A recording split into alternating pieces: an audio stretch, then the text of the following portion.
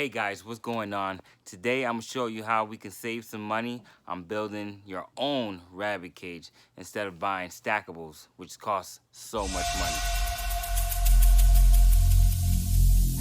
Every single day, I'm gonna make something great. That's my way. Every single day, I'm gonna make something great. That's my way.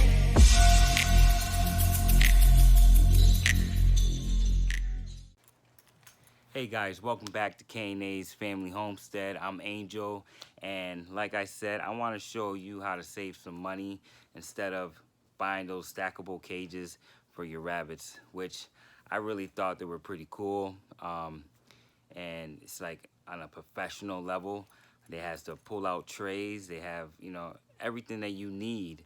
And I thought it was great. And when I went to go just get three cages stacked up on top of each other, it came out to rounded off to close to $600, not counting tax and delivery charges.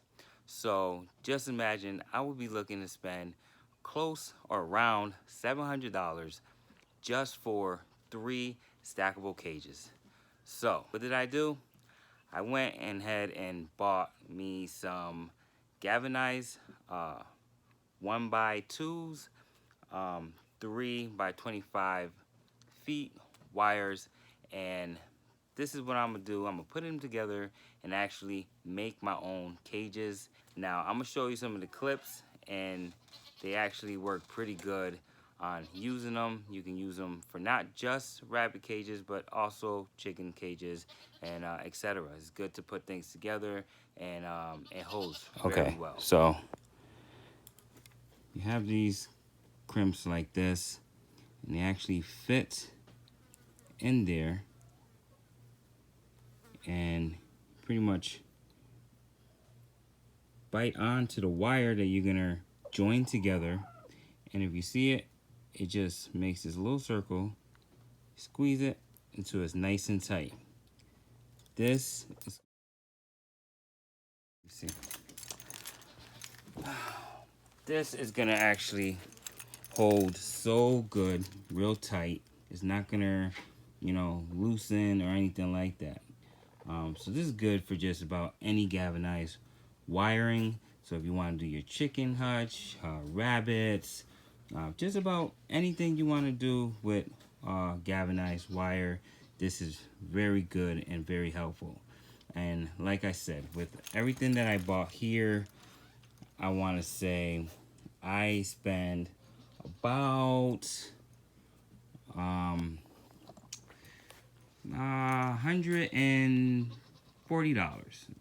give or take, $140. I did buy some other things, but it didn't have nothing to do. All right, so real quick, let me show you exactly what I'm doing.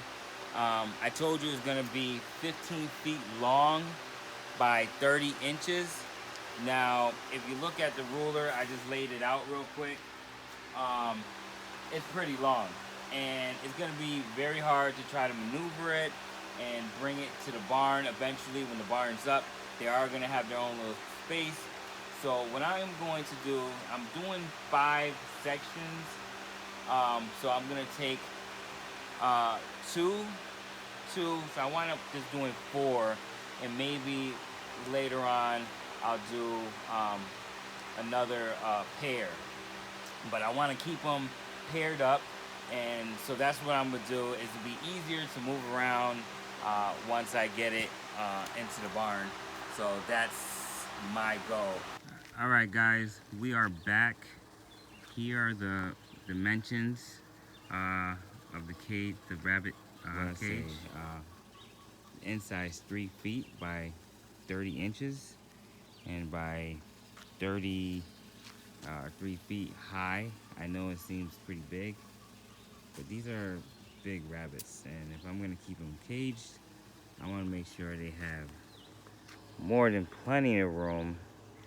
And yeah, so that's definitely